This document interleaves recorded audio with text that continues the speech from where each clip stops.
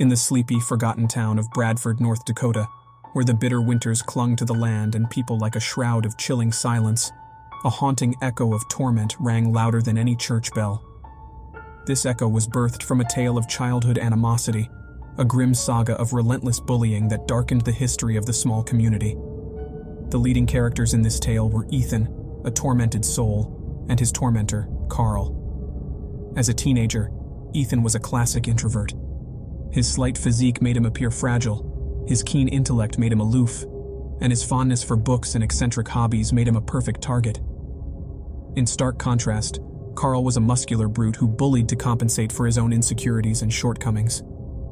The intellectual chasm between Ethan and Carl was bridged by the former's vulnerability and the latter's need for dominance. As time passed, the unchecked bullying mutated Ethan's gentle nature into a cauldron of resentment, stoked by the burning embers of Carl's relentless cruelties.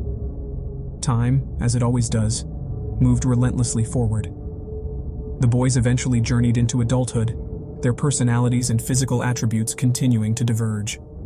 Carl, once a typical schoolyard bully, had now become a monstrous man, his physical prowess overshadowing his reputation for violence and troublemaking.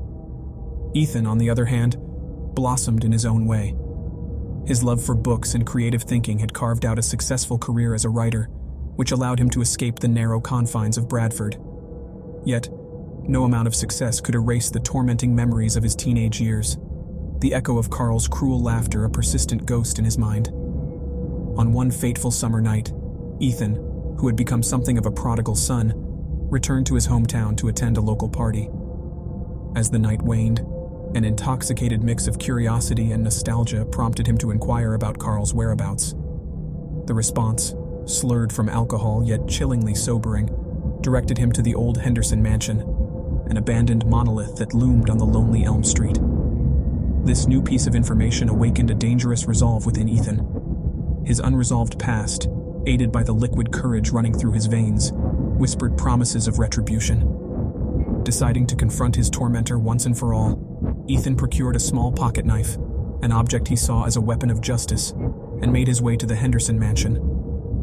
The mansion, dilapidated and forsaken, was a ghastly sight. Its skeletal structure, veined with crumbling brickwork and rotting timber, groaned under the weight of time. The only sign of life was a faint, warm glow emanating from one of the broken windows. As Ethan advanced towards the house, the chilling whispers of the wind through the barren trees seemed to echo his racing heartbeat. Inside, Carl was a solitary figure sprawled on a dust-covered couch, lost in the stupor of cheap whiskey. The sight of his unconscious tormentor steeled Ethan's resolve. As he advanced, however, Carl, perhaps instinctively sensing the danger, sprung awake. Their eyes locked in a moment of terrifying recognition, and a struggle ensued. Carl's size and strength were unhampered by his drunkenness, and he quickly overpowered Ethan, wresting the knife from his grip. The realization of impending defeat crashed over Ethan like a brutal wave, reverting him once again to the scared teenager who could only cower under Carl's strength. In the next moment, Carl, now armed with the knife, plunged it into Ethan. The horrifying reality of his action reflected in his eyes as Ethan's expression twisted from shock into an unfathomable abyss of terror and regret. The irony of the situation was not lost on either man. The tool of retribution had become an instrument of Ethan's demise. Ethan's life began to ebb away, painting the old couch and the worn floorboards with a gruesome crimson. As the light in Ethan's eyes dimmed, Carl could only watch, paralyzed by the unfolding horror. The silence that followed Ethan's last breath was deafening, punctuated only by Carl's ragged, guilt-ridden breaths. News of the brutal murder soon tore through the tight-knit community of Bradford, shattering the mundane tranquility. As the grim details unraveled, the local authorities initiated a frenzied manhunt for Carl, who had vanished like a phantom into the night. The evidence left at the Henderson mansion, coupled with the whispered confessions from the partygoers, painted a macabre picture that pointed squarely at Carl. 4 days later, the relentless pursuit led the authorities to a dilapidated barn on the outskirts of the town. There, hidden amidst the straw and dust, they found a trembling Carl. His monstrous facade had crumbled, revealing a scared man on the verge of mental collapse.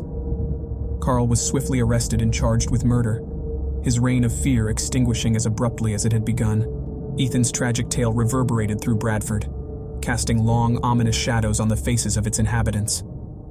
The story served as a chilling reminder of the lingering wounds of childhood torment and the destructive paths they could carve. As the echoes of the past finally began to fade, the town of Bradford returned to its quiet rhythm, carrying a haunting symphony of retribution within its heart. When you subscribe, be sure to click the notification bell. Click here for more true scary stories.